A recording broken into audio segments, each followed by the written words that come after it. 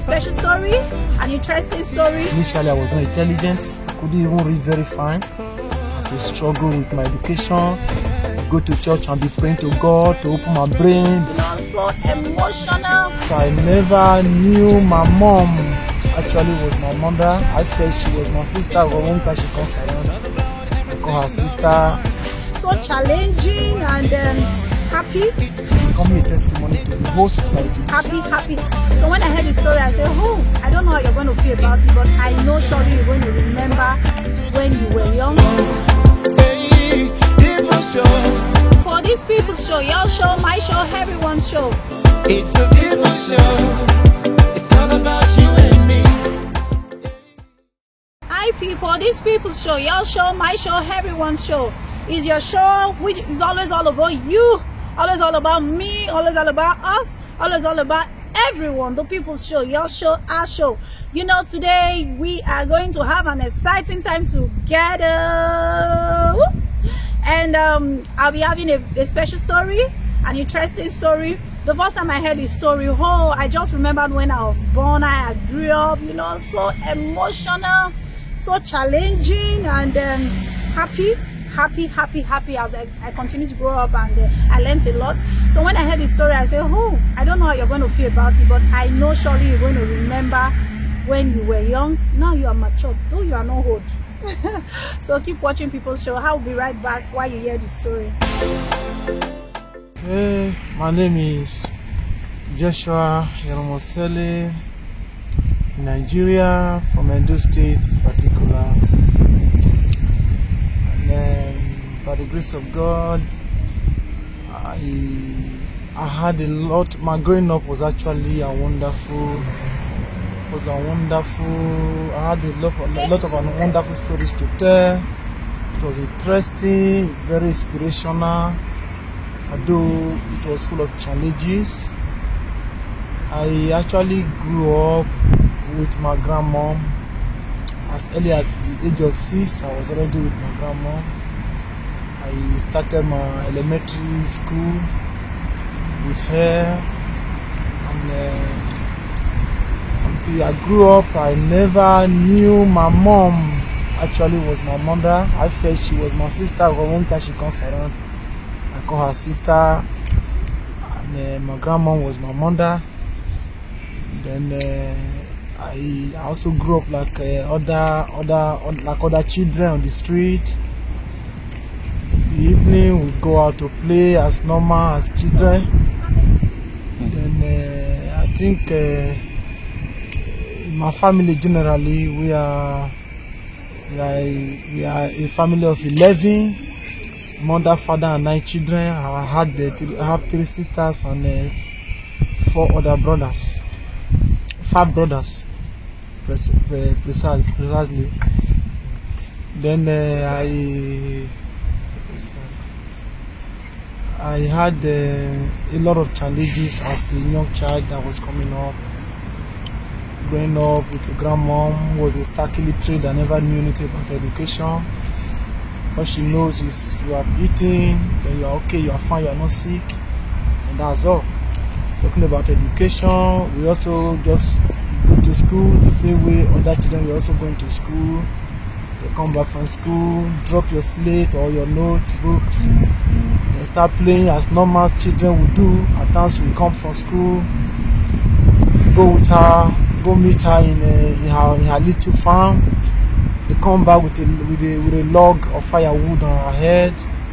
Then in the evening after eating, we go to the field on a bare floor. We call it this sound, and go and pray like other children. Then maybe at about 10, 11 in the night, then we go back to our various home, we go and sleep till the next day. We go to school without even knowing that you have to study or do your assignment when you are in school. That was it. That was my childhood life. Then in 1999, I was already in GSS1. I fell sick, terribly sick. Thank God for my dad, who was a pastor. God revealed to him that something was wrong. He had to send my mom, because at that time there was no phone. He already transferred to Benin. He called my mom returned home to check on us. I actually discovered that I was serious. I was terribly sick, even at the point of death. He prayed and also did everything possible. When I recovered, my dad came back himself to see. And that was how they moved me to Benin to join my other brothers. Then when I got there, that was another whole lot of challenges. I discovered that my life actually was not, it doesn't tally with the life they lived there. Because those ones were raised with in a Christian way, with the sound biblical morals. Where my own was different. I was raised in the traditional way because my grandma was never a believer. Neither did she go to church as at that time. Even Sunday I don't go to church before.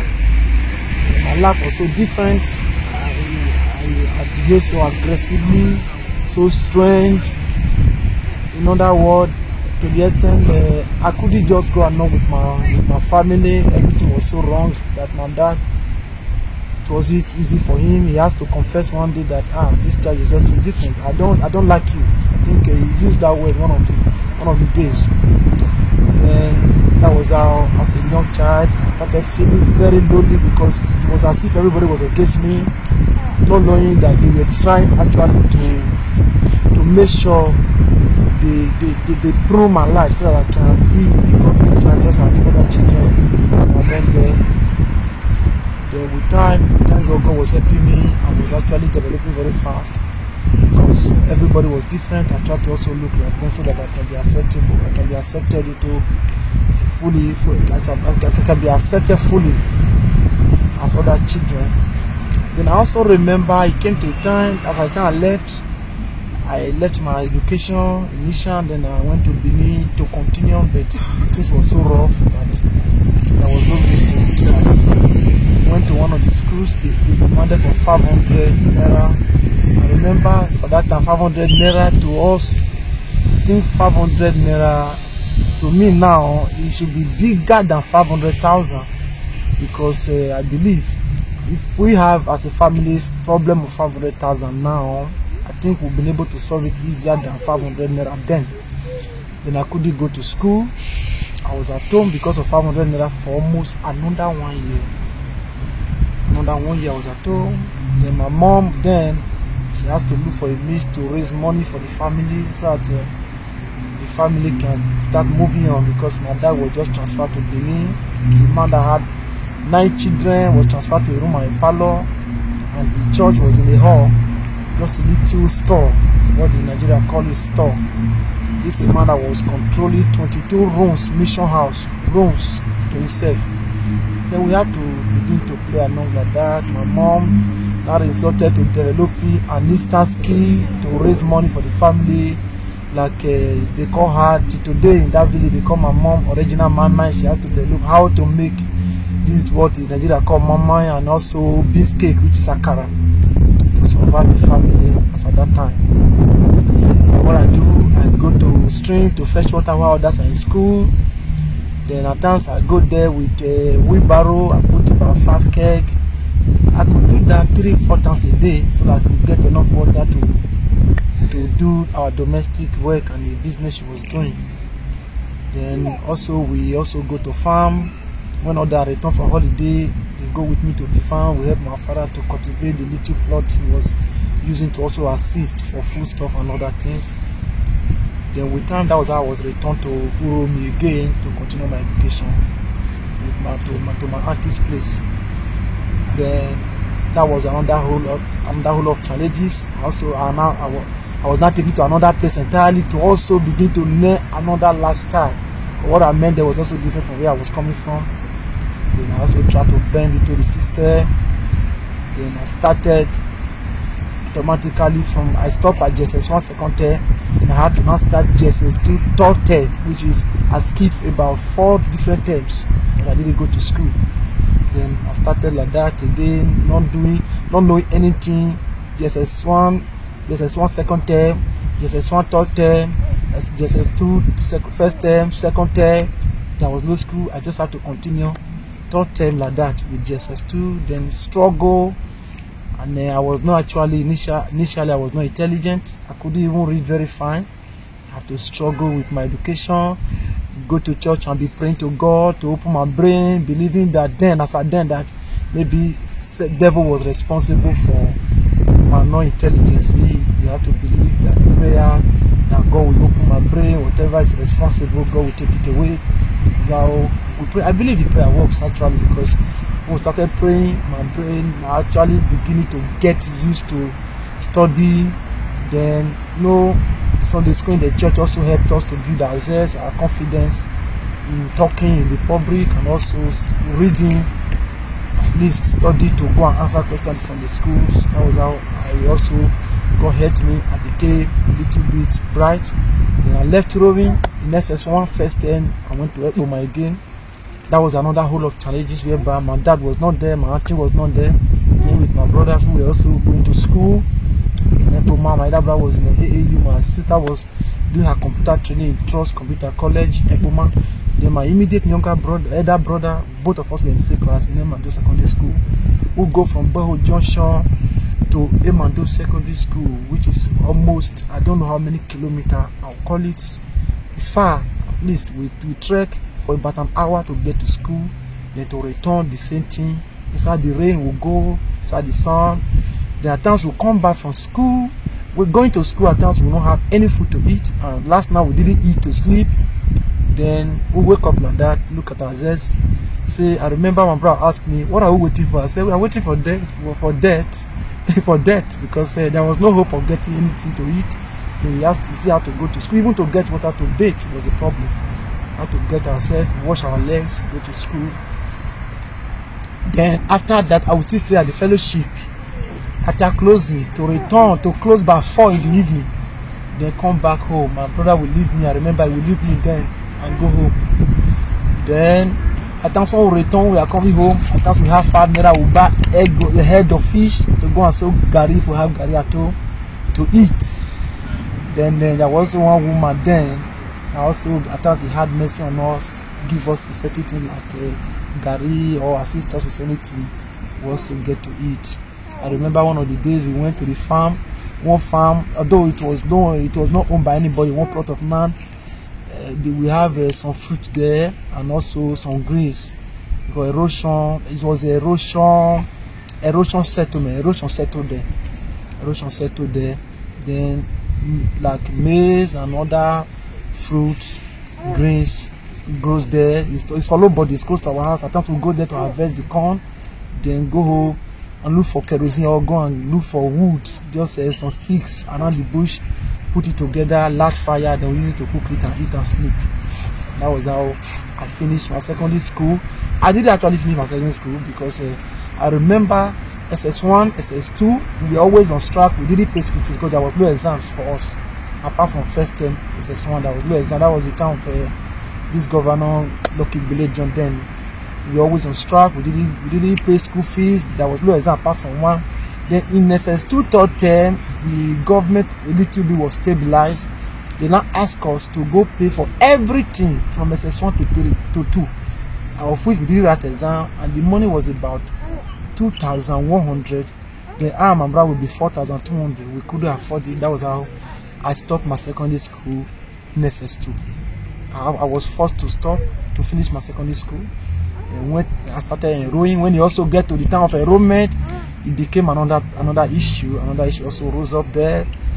I wrote exam about 6 times, and I attended 6 secondary schools in my life.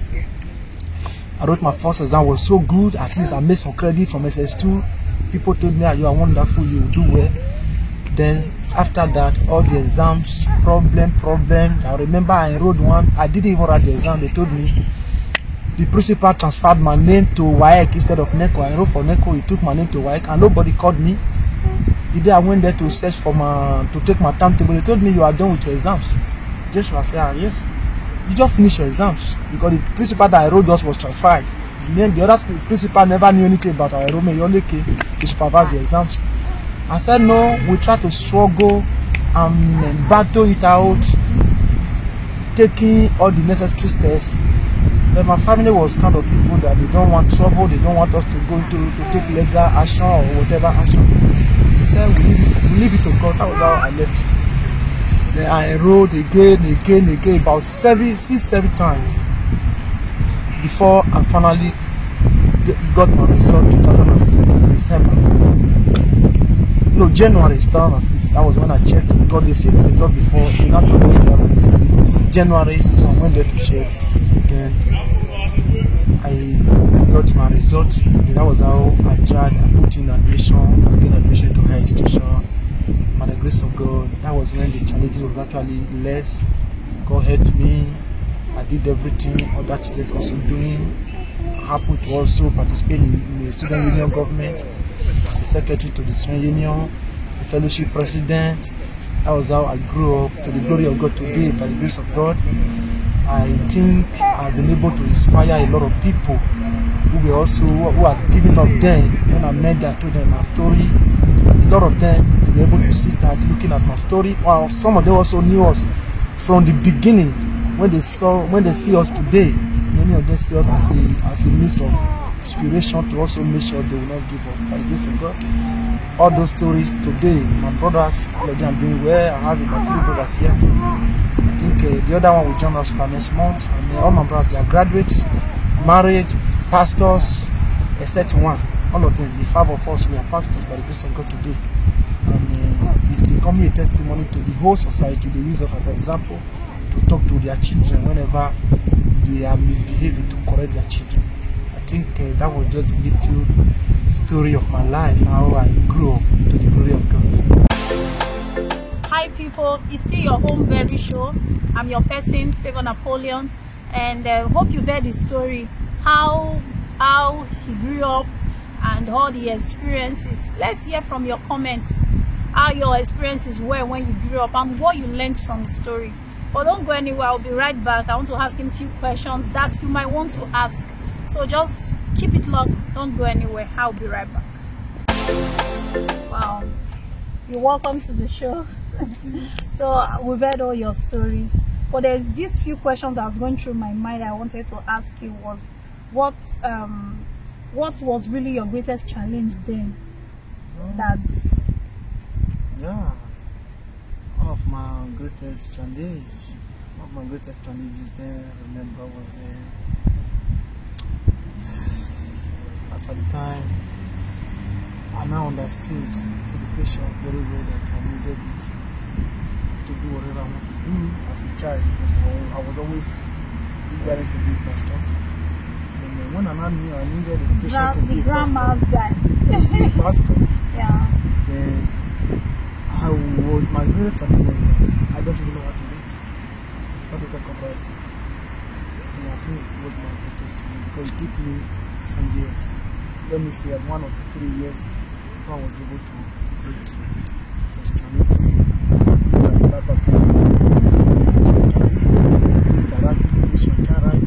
And I was actually very much more going to read. I think I still remember the greatest challenge because it took me time before I was able to read. You couldn't read, you couldn't write at all. I don't even understand English. You didn't even understand English, and you were in a country where they speak English. Yeah, because of that. Wow. So what was your inspiration? My inspiration actually. What inspired you to want to put in more effort to fight these battles that you went through? My greatest inspiration actually was at that time was God and the Word of God. Were you born again then? Yes. So at that time now, and I understood all these things. I was already born again. Because I've given my life to Christ. And though I cannot read the Bible, but when they preach, my brothers, when they preach, I actually enjoy listening to the Word of God, going to church, participating in choir and other things. And my greatest inspiration was just the Word of God, which is God. And I also had other inspirations from the other brothers, doing very well. People respect them not because they have money, but because they were doing well in the church. That was just God. We don't have any money, but people respect them not because they were useful in the hand of God, so useful. Without them, a lot of things cannot go on in the church. Then also my pastor and my father. My pastor, which is my father in the Lord, not my father now. What's his name? Pastor James Okola. He's a barrister now. He saw me even with nothing. He knew that this guy was going to be great. He was always particular about me and life. So particular. That's beautiful. So what do you have to tell those now who might not go through the same stress, who might not go through the same circumstances or challenges you went through? Maybe there's somebody there now who's even already 60 and he feels, or 50 or 40, and the person was never educated. The person, maybe there are still some young people who is going to see this clip and they don't even know which way to go in life. What kind of encouragement do you have for them? What do you have to tell them? Yeah, I would like to tell people, especially in Africa, because I know we have a lot of similar stories. Even we're even still better than some persons at that time. Some of them actually, they couldn't do much to get out of that situation. They are still there. But because of persistency, consistency, and also we believe in God so much, I think we're able to get out of that situation.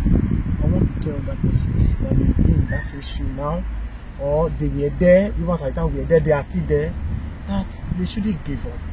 That is one thing. And there is nothing will happen to you except the first thing you have to first of all accept God. Because if not God, a lot of my mates who were even better a little bit at that time, they are there in the village. They've impregnated one girl, second girl, they have 3 wives, 4 children. A lot of them I know. You see, the first thing, just try, know God, then believe in that thing you want to be, and wherever it will take you to do it that is not illegal, please go for it. So far it's not illegal, it's not against God. Go for it. One day you will go through. Thank you so much for coming to the show. Thank you so much. We appreciate you. Hope you heard all. Thank you so much. Hope you heard all he said. Believe in yourself. Don't give up. Keep pushing. Keep pushing your dreams. Always focus on your dream, and one day you'll be the one sharing your own story on People's Show. Thank you for watching, and keep watching People's Show. Bye.